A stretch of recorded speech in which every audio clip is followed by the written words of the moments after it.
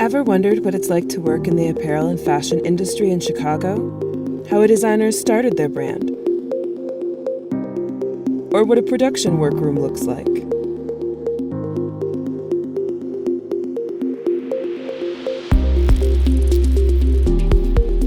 Then join us as we go for a visit. Today we're visiting with Jenna Blazevich of Vichcraft.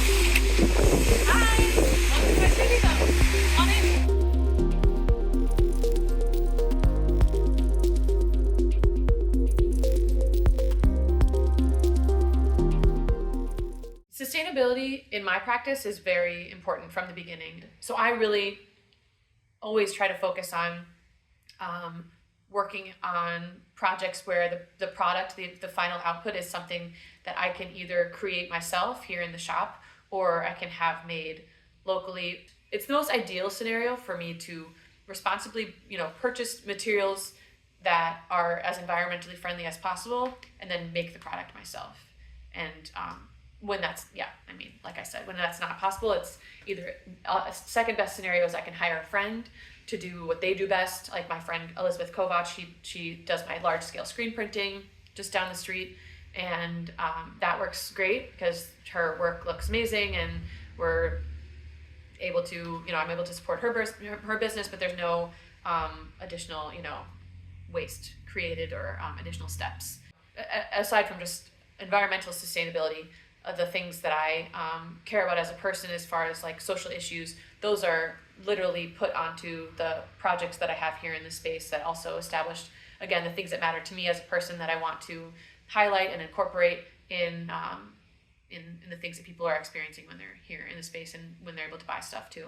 A lot of which, those sales go toward an organization that is, aligned with what the phrasing is.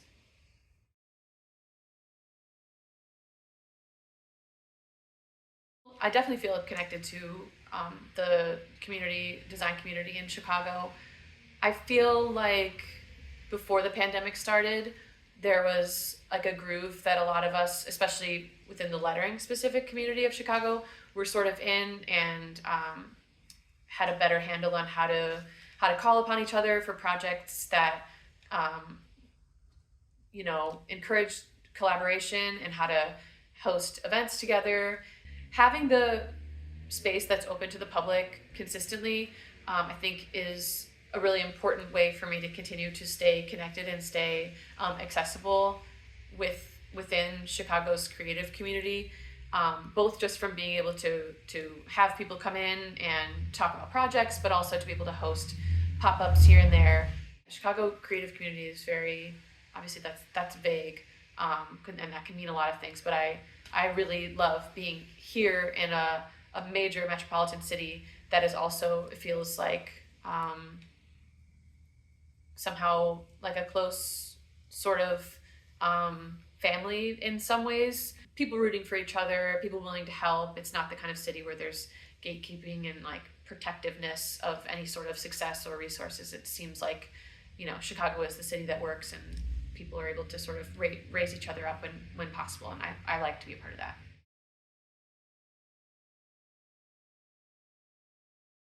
Maker spaces that have, physical tools that are accessible for a reasonable day rate or, whatever the pricing is super important. I think that there are more of those things than just even 10 years ago, and that is it continues to be really important.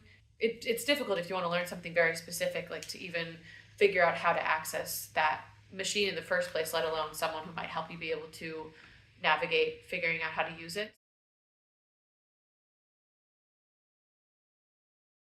I think, it's not just one thing, but I think the biggest continued challenge is just being willing to accept the feelings of being vulnerable in the fact that I am the only person responsible for any of the decisions that I'm making, and having those decisions be publicly knowable. It is, I guess, a continued practice and a choice that I continue to make, that I decide to do that, but also while doing that, stand up for the things that I believe in, because it creates opportunities for people to criticize, me and my work and me as a person. But it also creates opportunities for people to feel more connected with what I do, because I've decided to do something of substance versus staying as widely likable as possible. Sometimes I just am able to ride the wave of like having the confidence that I've built over the years to know that what I'm doing is something I can still stand behind, and then sometimes something will really get jostled and I'll be like really shaken up because people are deciding to find ways to criticize what I've decided to do just because they disagree on my stance on what is a polarizing issue. But that's, I think, the thing that continues to be the most challenging, but in a worthwhile way.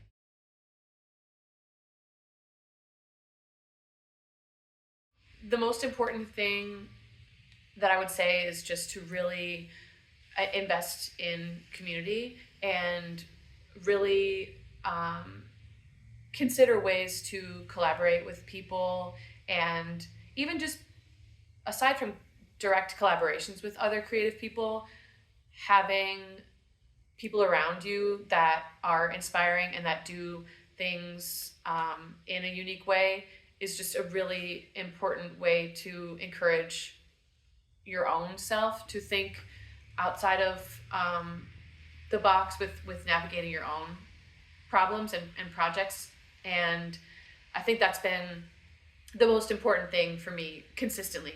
It's really important to keep your outlook well-rounded, and ultimately building those connections and fostering those relationships will lead to opportunities that are unknown when you are just kind of chugging away at like being a good person who's present in your community, but then you're known as a person who's reliable and good at what they do, or whatever the case is, so that when maybe those people that you've been in touch with become aware of a project that is in your wheelhouse, then they will know that that's that you're someone that they can call upon to do that. So I think just without expecting anything directly to come of it, just being a productive part of a community is the most important thing.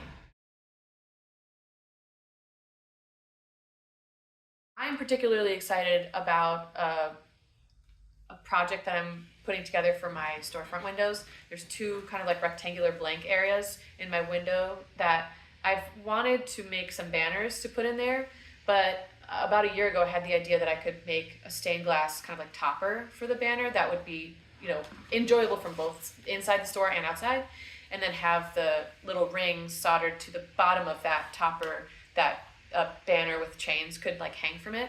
And then I realized that the banner could be made with fabric that is translucent, and so I've been making some kind of like samples that are kind of like quilted slash like layered in some ways that I want to build. I have built kind of like a system where there's 3 lines available for text, and then I'll either make the lettering out of like felt or something that will be completely opaque, or chain stitch it. I've got some experiments, but essentially these are going to be opportunities for slogans of significance. But it's important to me to like take advantage of the fact that there's this space that is like more visible instead of just like my cryptic design, business name. Because there's a lot of direct messaging inside of here, but there's also an opportunity to like have that interaction too, and hopefully not get like a rock thrown through the window. But I'm trying to take it slow and figure out the best way to put that project together and like not rush it.